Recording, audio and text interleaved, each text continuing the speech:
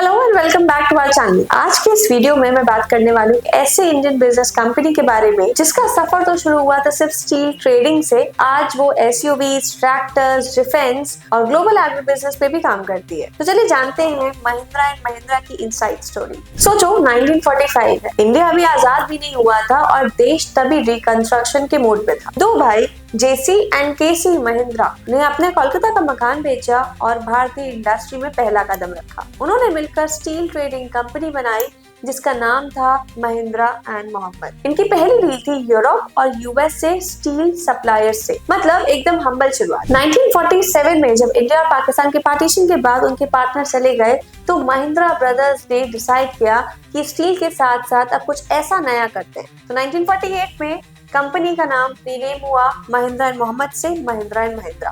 और तब उन्होंने पहली बार सोचा कि देश को रॉबस्ट व्हीकल देने की जरूरत है जो हम बना सकते हैं। तो 1947 में महिंद्रा ने स्टार्ट किया जीप्स को असेंबल करना under the US based licence Willys motor.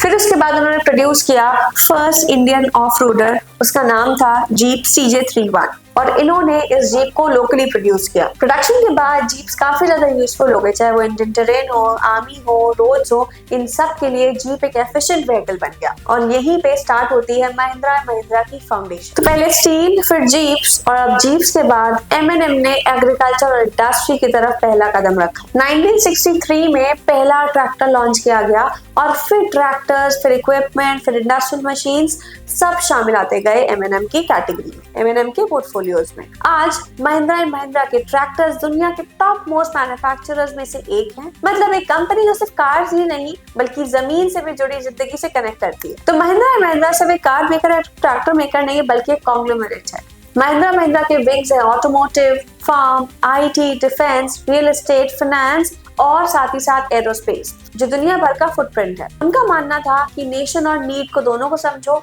Diversify करो और ग्लोबल बनो। अब बताती हूँ आपको महिंद्रा की सबसे इंटरेस्टिंग बात। अगर आप स्कॉर्पियो, बोलेरो, XUV 700 जैसी गाड़ियां देखते हैं तो एक चीज तो जरूर नोटिस की होगी, सबके नाम खत्म होते ही O लेटर आता है। ये कोई कोइंसिडेंस नहीं है बल्कि M&M का ट्रेडिशन है जो कि उनकी ब्रांड आइडेंटिटी क्रिएट करता है। तो पहले बोलेरो और स्कॉर्पियो की सक्सेस के बाद उन्होंने डिसाइड किया कि सारे मेजर SUVs के नाम O पर ही खत्म होंगे जिससे ब्रांड आइडेंटिटी डिफाइन हो। अब बात करते हैं महिंद्रा के रीसेंट मूव्स के बारे में। क्या है स्ट्रैटेजिक मूव जो महिंद्रा को एक और नई ऊंचाई पे लेके जा सकते हैं। रिसेंटली महिंद्रा ने एक्वायर किया nearly 58.96% stake in SML Isuzu।